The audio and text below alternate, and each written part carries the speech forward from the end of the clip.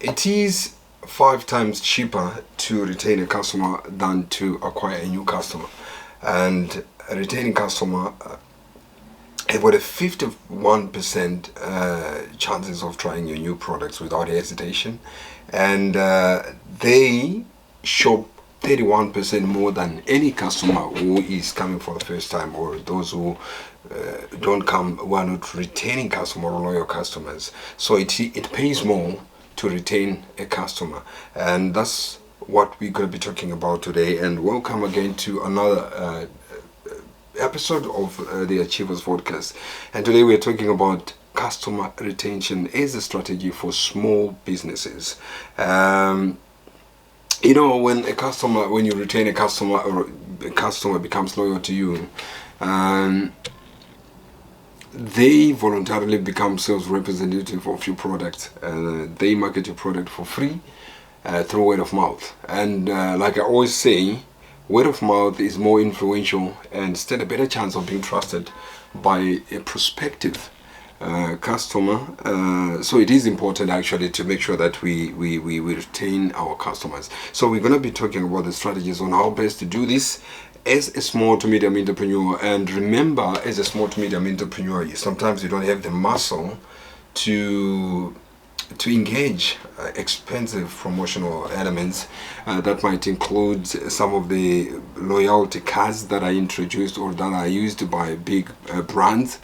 Big brands have got more stronger financial muscle to be able to do and to roll those programs because they involve a lot of things. There's a lot of artwork that needs to be done, which involves agencies or expertise in graphic design and stuff. And there's a complicated distribution that has to be done from the production to the final to you as the middleman or the owner of the items, and then to the distribution to your customers, and maintaining a database of the distribution, the system that works in terms of remember, when there are loyalty points, we need to accumulate points, and managing that database is quite exorbitant for a small to medium entrepreneur, so it won't be viable in some circumstances. So today we're going to be talking about strategies that are viable to a small to medium entrepreneur. So welcome again today to another episode of the Achievers Podcast with me, Charles, and we're going to be talking about that customer retention. What is customer retention? Let's start from there. What is customer retention? This is the measure of how many customers remain with the business over a given period of time. We are measuring how many customers have repeatedly purchased with us over a given period of time. Let's talk about probably 6 months at the minimum, or you can talk about 1 year. How many people have repeatedly done business with us? And we might be measuring by the number of items they have purchased. We might be measuring by the transactions that they've done over the months, but it is always best to measure with their shopping basket to determine how much they have spent. But in general, it is the measure of how many customers have remained with the business over a period of time. And remember, it measures your sustainability, because if you've managed to retain a significant number of customers over a period of time, that means your consumer traffic is up, your sales will grow. Like I rightfully said, that there are 50% more chance of them adopting any new product that you launch, and their shopping habits are 31% more than that of a new customer. So that tells you in terms of how much they'll be bringing to the business and how much they mean to your business as a small to medium entrepreneurs. So we're going to start off with how do I measure this retention? Is to the formula that you can use to measure customer retention.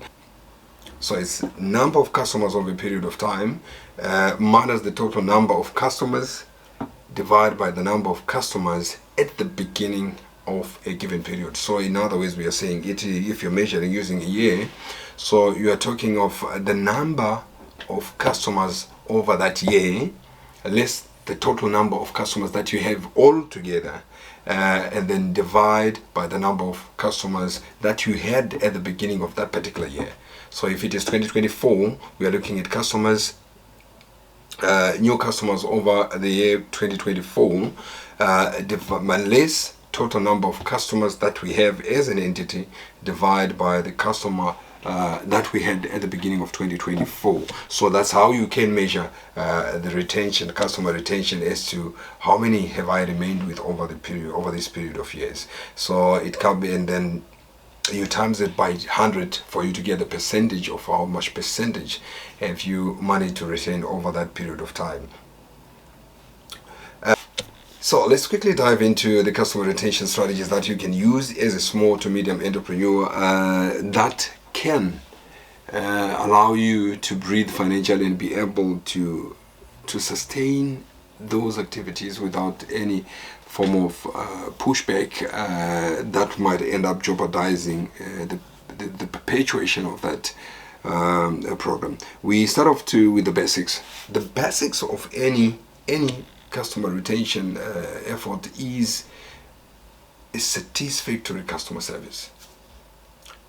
If you are in a product, that means the production process should be guided in a way that empathizes with the customer, with the consumer, that considers the consumer in everything that you do. So in other words, we are saying be the kind of producer or manufacturer who is always engaging with the target audience, the target consumers, understand their needs, and always utilize platforms like social media to engage with them, seek their contribution when you think is necessary in order to build a product that relates or that addresses their needs. If it's a customer service area whereby you have got a retail or you have got a restaurant, it is important for you to have a team that is attentive to detail, has got a pleasant character to customers, is very helpful, and professional conduct when they're dealing with customers. They don't just fidget and speak in a manner that sounds like they're gossiping when they're in front of a customer.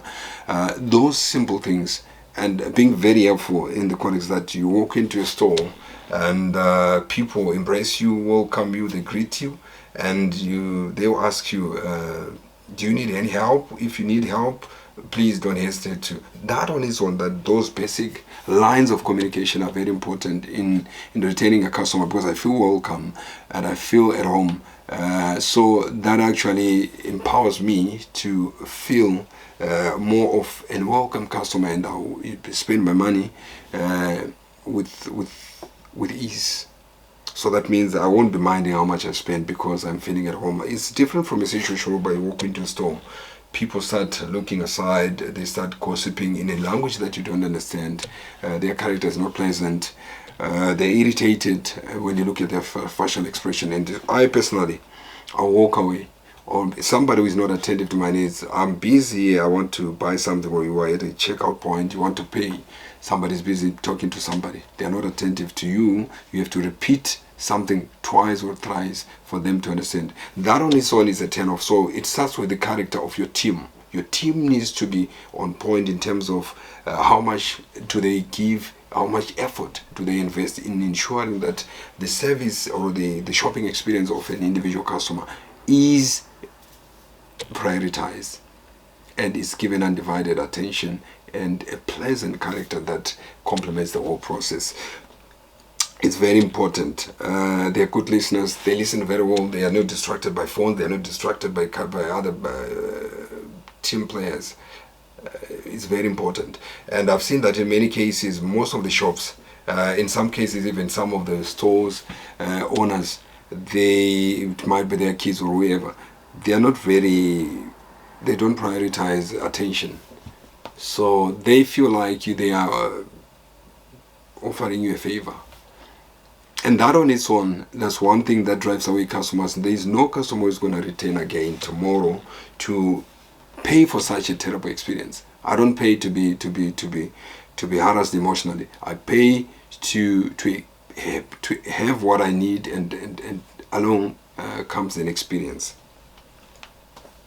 What we can do also, we can launch as a strategy. Another strategy that we can use as a small to medium entrepreneur is frequent purchase rewards. You might have people who are frequently purchasing in your store or at your restaurant, or who are frequently buying your products. You might want to introduce a tracking system, which is probably, you might tell them to collect 10 receipts. I remember recently I was traveling with another bus company. They would say to you, after every 10 trips, they give you a discount. No, actually you get a free trip.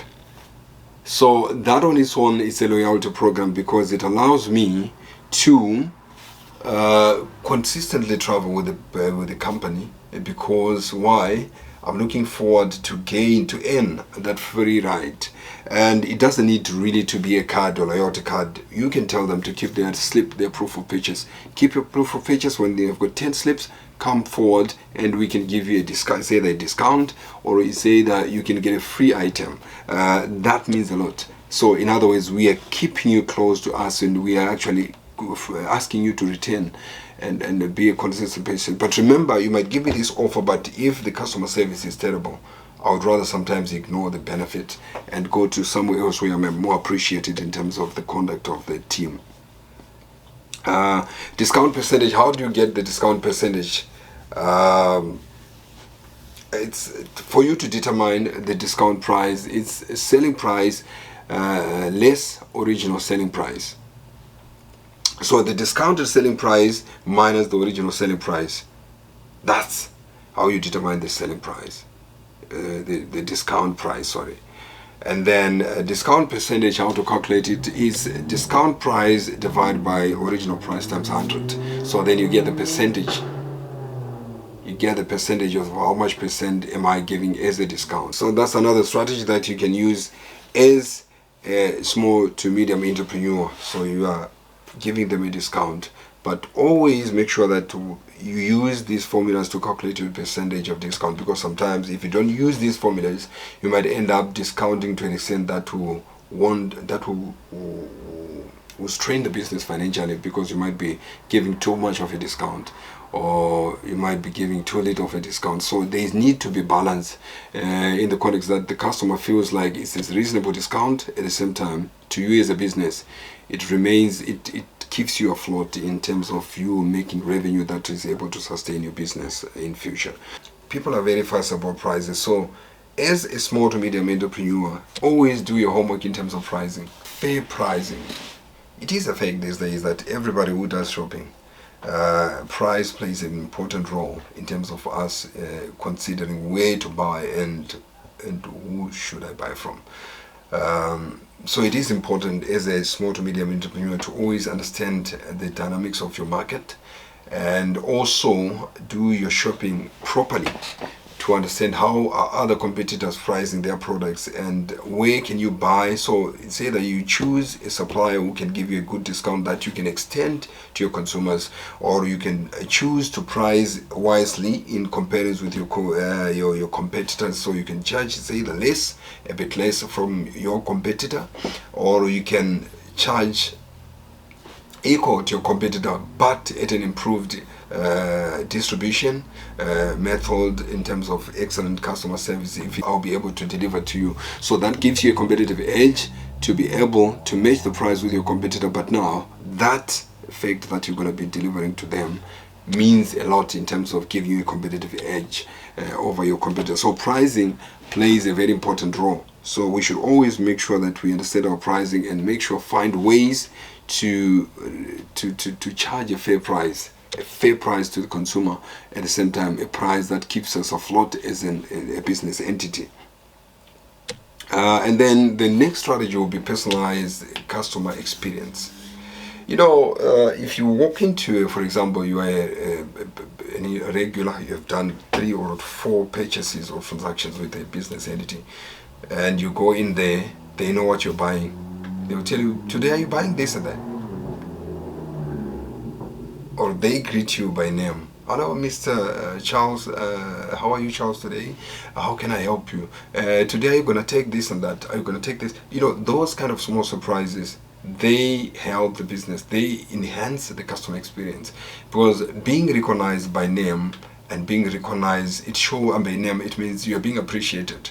They are noticing your existence, they are noticing your contribution. So it means a lot. And that relationship of us being able to connect with them on a personal level means a lot, or goes a long way in terms of calling them back again. Because now the shopping experience is more, it's more fluent.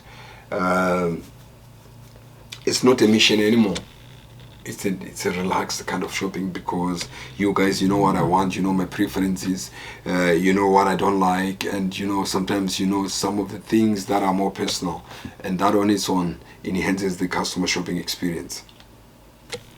And it comes along with it's complemented by a pleasant personality in terms of the people who are going to deliver or engage with the customer, to interact with the customers. So it is important. Shopping experience should be effortless. Should be effortless for it to be felt. That's why you find that banks, they've got what they call the personal banker. These are individuals who are dedicated to a given client to make sure that they understand their buying habits, they understand their needs, and whenever they've got any issue, the issue is given personal attention, and that on its own is a customer retention strategy that allows you to feel more needed to, or you feel the edge, or the need to engage, to continuously engage with that particular company.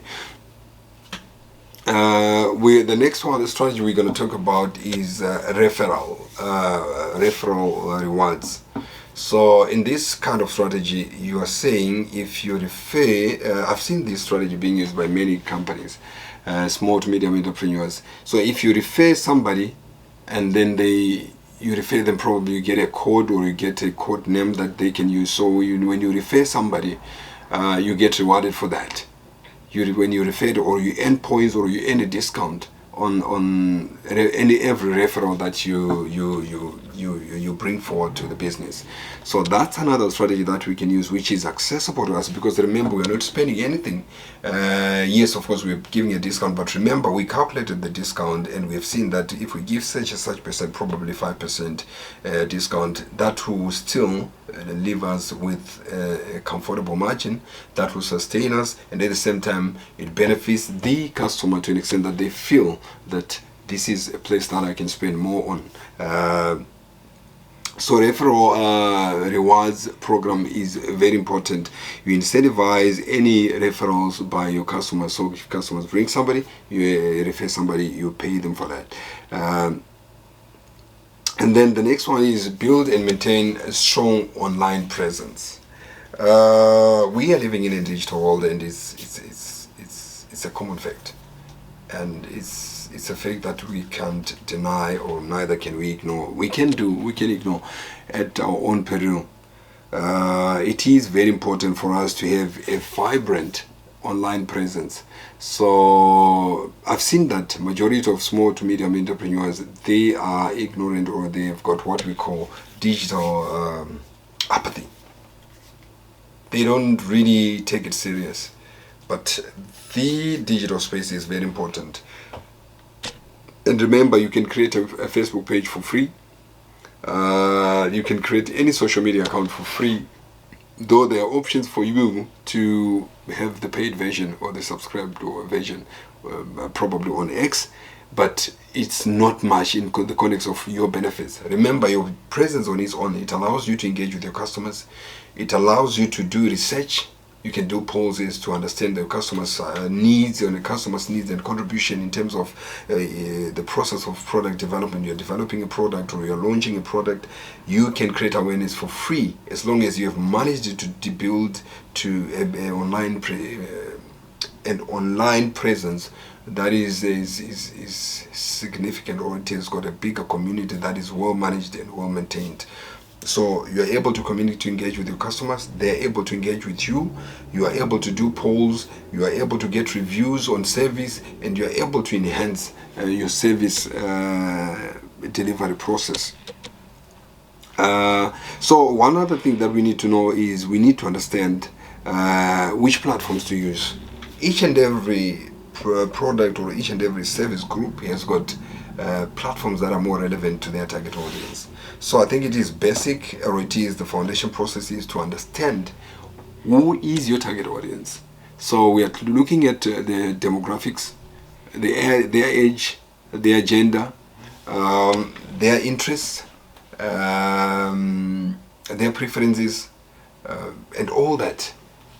We need to understand that. For example, if you know that you are dealing with a youthful and fun-loving target market, that means the likes of TikTok, the likes of Instagram are more relevant, because they give you an option to post more engaging content that relates to those groups. Because if you look at the group that mostly engage with those platforms, it's within the groups of youthful people who are more fun-loving.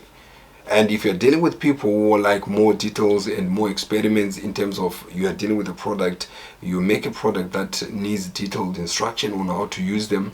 You are dealing with a product that needs more informative, educative information as to how they best can they benefit from the product. You would rather create YouTube channels whereby you have got educative kind of videos which are meant to inform and educate your consumers on how best to benefit from the product, or some of the specific instructions that they might need to observe when using the product for them to get the best out of that product. So it is important for you to have a vibrant digital presence online. And how to utilize, let's look into the utilization of the digital space. The digital space, when you've created it, for you to have a vibrant presence, you need to consistently post. So in other words, we are saying you need to create what we call a content plan. Content plan, basically, you are saying each and every week I'll be posting on a Tuesday at 2 o'clock and Thursday at 3 o'clock. So you have got the consistency, because once you create your post, people expect to see more in terms of the content. And then you also need to plan as to on Tuesday, what do I post? So it might be an informative kind of post, and on Thursday it might be just a reminder post that you post, and then the other day it might be know the product, or know your business, know your people. So you need to have a content plan that specifically schedules posts as to what are we going to post on a specific date, and keep enforce that content plan in a consistent manner, so that you don't disappoint your customers and they find it very useful. Engage with your community to build relationship through telling a brand story, allowing customers to contribute. So engage using surveys, polls, and engagement strategies, whereby you always engage with your customers and understand their needs. Engage with them, give them the platform to contribute to what they think can be improved, or what do they think you missed out. And then these days you can also do, if you need a website, and your website should have the chat commerce facility, whereby I think you've noticed that sometimes when you go onto a website, at the bottom there pops up a dialog box that says chat to us. Those things are very important, because sometimes some people these days have got tight of a schedule. They want to quickly access what they want and then bounce out and do transaction, or finish off with what they're doing. So it is important for you to provide those kind of facilities whereby people can easily engage with you guys and ask whatever they want to ask, or give any feedback that they want to give feedback. It makes it more quicker and less time wasting. We talk of emails. Emails are very important. Over the years of building a database of recording your customers as to the transaction that you've been doing, the receipting that you've been doing, usually it's best for you also, I forgot to mention that you need to have a sales recording system that is useful when it comes to data collection. So it is best for you to create to profile each and every client who comes in there, especially if you're a small business that has to do with items that necessitate the profiling. profile, and then through the profiling you create a database. By profiling you are getting the name, the contact details, preferred method of communication, and so now when you've got those information, you also need to request their permission to engage with them via emails. This allows you to send notification or to create awareness on new products that you might have launched.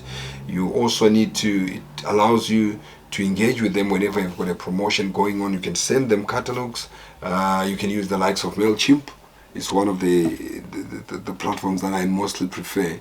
You can use, easy to use. You can, it has got tutorials that will teach you how to learn. So you need to create a database and make sure that all the times, whenever you've got something that you think should be there, it should be heard by them, you communicate with them. You can write blogs that you constantly post to them for them to understand more about different products, about different things or subjects that you think are of importance for them to know. You can also do blogs. Blogging is very important. It allows you to disseminate information which is not distorted. Because if you rely on third party, you don't understand, you don't know their agenda. Why are they doing what why are they collecting or telling that story? So if you tell your own story, you are able to tell it in a way that is more understood by your customers or your target audience, and you are more able to give them the kind of communication that benefits them and that benefits you as an organization, and build a positive brand perception that allows you to become more sustainable as a business entity. And just to close off, remember, every online platform activity is guided by regulations in every country. Even in South Africa, there is a guideline that guides our engagement with the digital engagement with our target audience. You need to make sure that every engagement that you do online, or every digital communication that you do, is in compliance with the POPIA Act, especially if you're somebody who's residing in South Africa. And in each and every country, it might have a different name, but you need to be well versed or to be familiar with the laws that govern the digital communication or the digital sharing of information, to be sure that you keep yourself safe from trouble, from legal troubles that might destroy your business. So in South Africa, it's called POPIA, which means Protection of Personal Information Act. So it protects information. So you need to be compliant. Be it the gathering of information, the dissemination of information, it guides you as to how the best practices of doing that. So make sure that every activity that you do online is in compliance with those regulations. And then that will be all. So that means you need to have a community manager who manages your platform, who is familiar with those rules and observe them and enforces them, and somebody who is a good communicator, who understands the sensitivity of communication, the mood swings of communication. Communication has got mood swings, and who has got emotional intelligence to be able to manage the online platform in a professional manner that has nothing to do with personal feelings or sentiments. Otherwise, it can be damaging. You can destroy your own product. Social media has got the goods and the bad, but I think it all depends on how you use it. So it's like a computer. They say garbage in, garbage out. So it's just the same with digital platforms and social medias. If you know how to manage it and you do it well, and you observe the rules that govern the practice, there won't be any problem. So it is of great importance that we appoint people who are familiar and who are right people for the managing of those platforms. We talk of emotional intelligence is very important. We talk of good communication skills, written and ability to understand registers, what to say, when to say. It's very important. And people who are also willing to consistently research on the trends, social media trends. People who are consistently updating their knowledge in regards to the acts or the guidelines, the legal frameworks that govern the digital space and the communication in general. People who are considerate of language diversity. It will be of great importance if we can have somebody who is multilingual, somebody who can communicate in more than one language it allows you to be more, to reach out to greater audience, because remember, they say if you communicate to somebody in any language, you communicate to their mind. But if you communicate to them in their language, you're communicating to the heart. So they fall in love more to something that relates to that accommodates their identity and uniqueness. So it is important, it is a great advantage if you can have somebody who can be able to do that. And data privacy, I think we addressed it with the POPIA Act. So that's it for today, and thank you so much for keeping on engaging with our content. And please feel free to engage and give us feedback as to where do you think we can improve, and tell us sometimes your inexperience as a small to medium entrepreneur. So share some of the strategies that we've used that have worked, because the importance of the platform is to educate and equip, empower small to medium entrepreneurs as to how best can we grow to become like big guys, because that's the big dream of every business entity. So from me and the Achievers team, thank you so much, and please keep on subscribe, please subscribe, please. Let's grow the community. Don't be selfish with knowledge. Share with others, let others also come here, and let's share together. Let's gather as a big community, as a big community, and enjoy and learn from each other. So from me, Charles, and the whole team of the Achievers podcast, we see you next week. Thank you so much.